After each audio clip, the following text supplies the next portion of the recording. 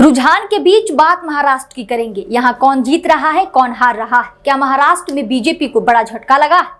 लोकसभा चुनाव के लिए अलग अलग एग्जिट पोल के बावजूद महाराष्ट्र में वोटों की शुरुआती गिनती से पता चला है कि महाविकास आघाड़ी एमवीए ने 29 सीटों पर बढ़त बना ली।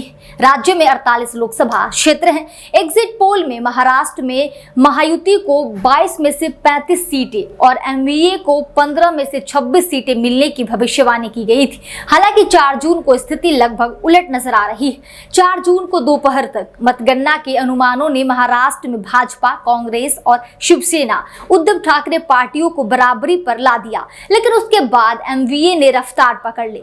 कुल मिलाकर इंडिया गठबंधन ने 29 सीटों पर बढ़त हासिल कर ली है, जिसमें 11 पर कांग्रेस, 10 पर उद्धव ठाकरे की शिवसेना और 8 पर शरद पवार की एनसीपी शामिल है। इस रिपोर्ट में लिखे जाने के समय एनडीए कुल 18 सीटों पर आगे चल रही है, जिसमें भाजपा 11, एकनाथ शिंदे की शिवसेना 6 और अजित पवार की एनसीपी 1 सीट पर आगे चल रही है। 1 सीट पर निर्दलीय प्रत्याशी आगे हैं। लोकसभा चुनावों से पहले महाराष्ट्र में विभाजित शिवसेना और एनसीपी गुटों के बीच जबरदस्त मुकाबला देखा गया। शिवसेना यूबीडी को शिंदे वाली चुनौती दे रही थी, तो शरद पवार की एनसीपी को अजित पवार की एनसीपी चुनौती दे रही थी। भाजपा जो इन पार्टियों में विभाजन कराने के लिए मशहूर हुई, उसे इससे जिस नतीजे की उम्मीद थी वो हासिल होते हुए नहीं दिख रहा है। भाजपा ने 28 लोकसभा क्षेत्रों में चुनाव लड़ा। उसके सहयोगी दल शिवसेना शिंदे ने 14 सीटों पर और अजित पवार के नेतृत्व वाली एनसीपी ने 5 सीटों पर चुनाव लड़ा।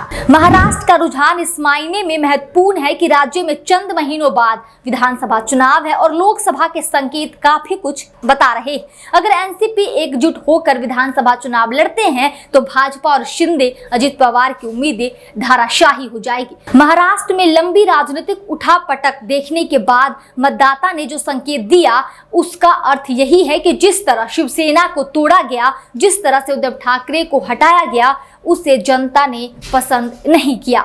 ऐसा नहीं होता तो भाजपा को सबसे ज्यादा सीटों पर बढ़त हासिल होना चाहिए था। दूसरी तरफ महाविकास आघाड़ी के सदस्यों ने 21 लोकसभा क्षेत्रों में शिवसेना, यूबीटी, 17 में कांग्रेस और 10 में एनसीपी शरद पवार ने सत्तारूढ़ सरकार को चुनौती दी।